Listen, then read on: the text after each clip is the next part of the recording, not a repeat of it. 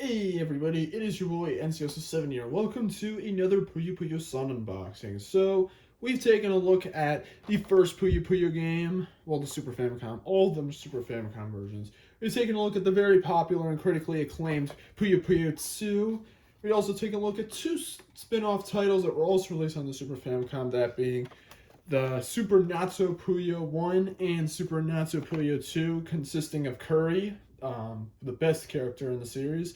And it was finally time, with 1996 rolling around with the release of the PlayStation the previous year, as well as the Nintendo 64, it was finally time for Puyo Puyo to enter the age of 64 bits with Puyo Puyo Sun for the N64, PlayStation, and arcade, and I think some other systems. Maybe the Saturn, I don't know.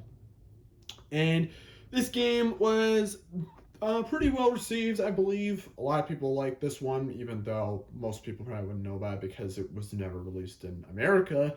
Damn it.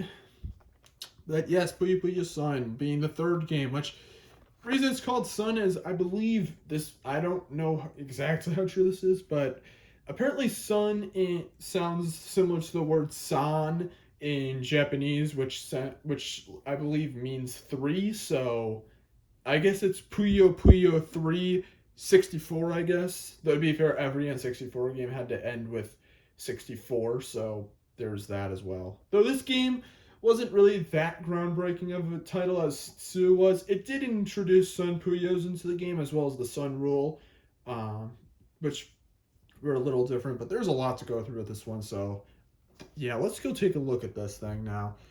And starting off with the front box art, which is quite nice. And then we go into the side that shows, I think, Ragnus or Lagnus, I don't remember his name. Don't remember very well. As well as the back, which I believe the story of the game is that the world is too hot, and so Arl tries to stop Satan, who's made the world too hot. Though it could also just be a result of climate changes as well. But who really knows? So let's get this thing popped open, and there's a lot to go through. And we'll look at the cartridge last. I believe everything... Yep, everything's out of there. Well, actually, I'll put this right here so you can still see it a little bit.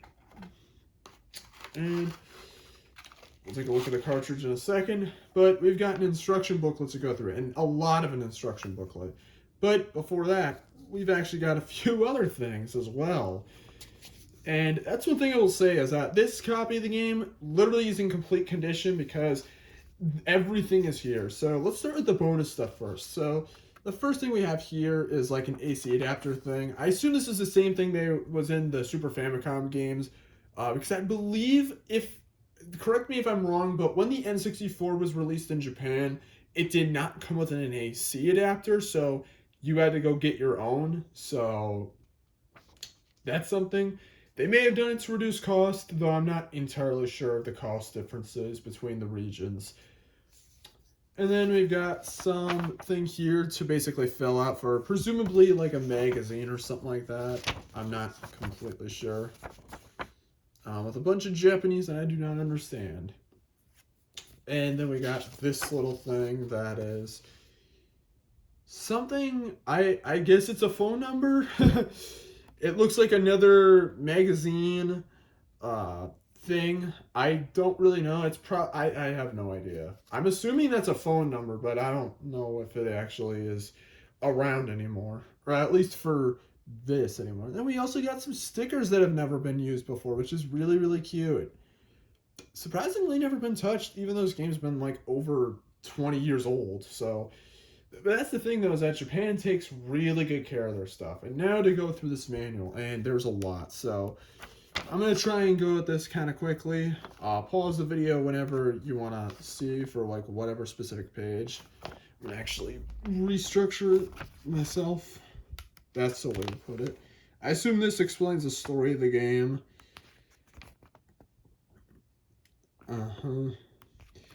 It's not really a lot for me to say because all of it's in Japanese.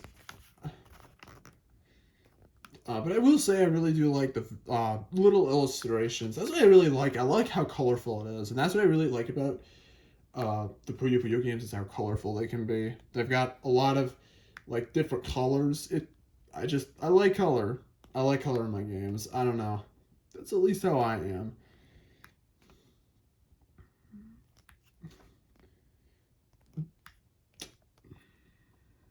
More stuff. Then we finally get into the characters. Well, some of them. Then some more of them. Then even more of them. And then we get into more of the bigger characters of the game. And I guess we got the... Oh, well, these are the credits. Except some of the people that worked on the game. And then we got this, which I believe was a Puyo Puyo 2 tournament. Or Puyo Puyo Sun tournament. Because, like, Japan held a lot of tournaments that were, like, about this series, which is really cool. And then some more manga stuff right there. I got some stuff right here. Don't really know what it's about.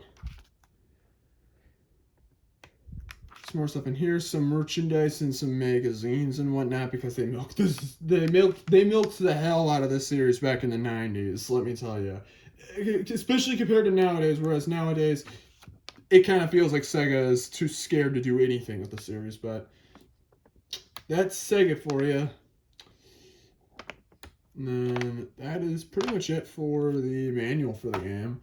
Very, very long, but hopefully you're able to get a look at every single page because I did make sure to get through every single page. And now, finally, to the cartridge, which is actually a little... Okay, I'm not going to say it's not, like, super heavy, but it's a heavy as hell cartridge, I'll say that. There's definitely some weight in this one. So there's the cartridge, and then... Unfortunately, because the N64 has a physical region locking, it's not possible to play this N64 game on a normal American N64 without the aid of modding. And I don't know how to mod N64 games or the cartridge slot itself to allow it, because the way they make the region locking is through these things, because these are in different spots depending on the region, and that's kind of mean, Nintendo. I mean, you could have made it like the Super Nintendo, where you just have to remove a few things with pliers from the cartridge slot, and then you can play Super Famicom games. Why'd you have to do it like this? But that is Puyo Puyo Sun for the Nintendo 64. And it was released for other systems, of course, like I mentioned before. And, well, here's also the same thing with Nintendo 64 in there. I believe it's supposed to go this way. And overall, this is definitely the coolest. Actually, no, it's not the coolest, because there's actually another game I'm going to show later that, in my opinion, is cooler because it's much more obscure, but you don't get to know about that until I make the video on it. But yeah, overall, this is really, really good. And honestly, for like, I think it was like maybe $37 or $36 or something like that.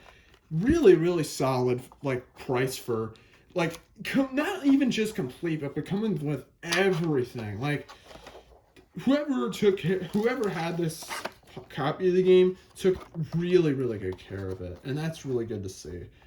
But that has been the unboxing, so thank you guys so much for watching the video. Please let me know what you think of the game if you've played it, which is probably very unlikely. I very doubt that a lot of people have played the Puyo Puyo games. Who knows, maybe they can make another Puyo Puyo series, but this time for retrospective to go over all the games. Maybe I'll do that in the future. I don't know. But with that being said, this is N607 signing out. Peace out, and join me next time, to which case we'll take a look at not the Nintendo 64, but the Dreamcast for some games. So, that was a weird way to end it. Let's check it out and stay tuned for more. We'll end it that way. Won't stumble with my words this time. Have a good day.